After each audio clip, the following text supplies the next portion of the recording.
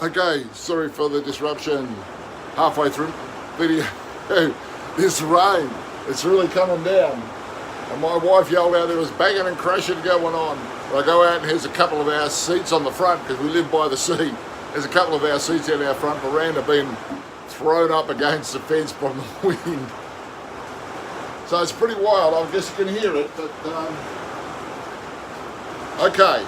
So that's that one done. And I'll just put it down here for a moment.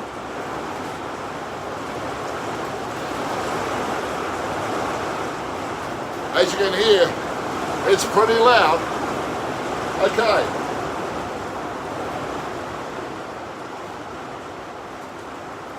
There we go. I'm going right round here. Right round the other side of my workshop.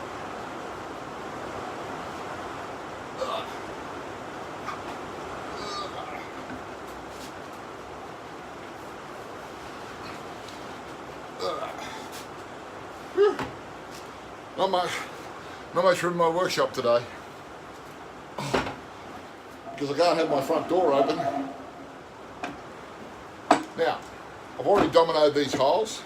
You already know what dominoing looks like, I'm sure. Okay, got that there. All looks good. Line up things. Yeah, all looks good. Now, I'll do my dominoes.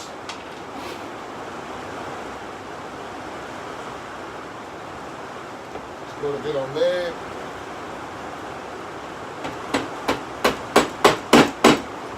You can listen to the rain.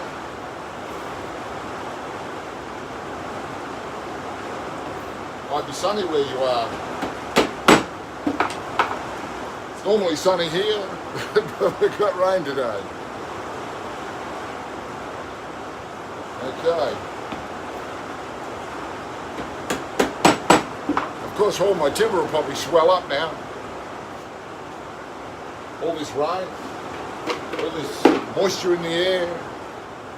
Okay, there we go. Last one. It's got a bit on it there. Get that in there. I always use a rubber mallet for this. It's kind of good, you get a real raw thing going. Rightio. Now I usually just give it a good squirt of some glue along here, squirt along there. Although I must clear my glue bottle, it's starting to get a bit clogged up, I think. Got to squeeze it for the inch of its life. Now, just basically paint all that around, distribute it all around, all over the domino. Lots of glue. Okay. There we go. Lots of messy glue. Down here, that's probably glued up enough. Rightio. Now, because I have not created too much of a gap for me to play around with, I'll have to lift this up a little bit. I'll take this over here, put that there for a minute. Lift that there so I can actually get a bit of leverage to it.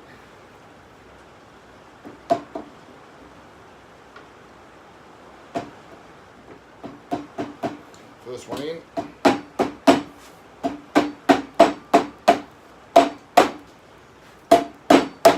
See, with a bit of a whack with a rubber mallet, you get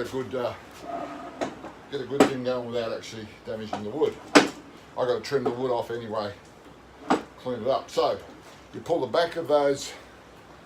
There we go, around here. You pull the back of those, the board up against each one of them so they're all sitting level, like that's all good, it's all good. Now, it's just a matter of lifting these and hooking them over the end there, popping them in. They're pretty heavy, these things, a bit of a workout. Especially for an old man. Well, I'm not getting any younger. And this is, whew, I'm knackered by the end of the day. Okay. Right. Now try to square them up a little bit on my slide. Yep. So now it's just a matter of I hand turn them in so I crank it in, and then you feel the pressure go down there, you feel the pressure come in. Like this, and squeeze it in. Do this one. Squeeze it in a bit, and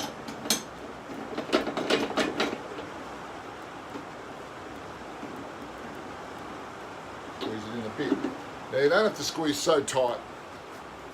Whoopsie.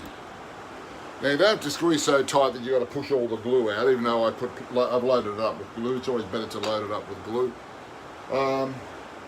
So they say that you should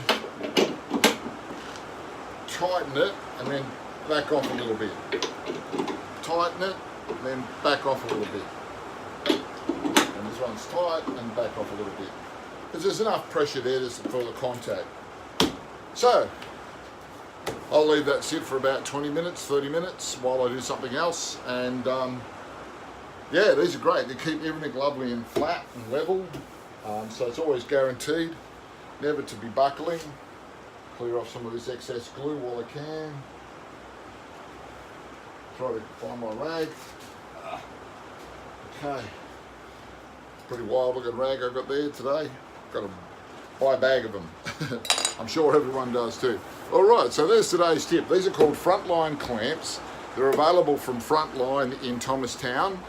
I think they're about $450 each. Now, that sounds expensive, but you know what?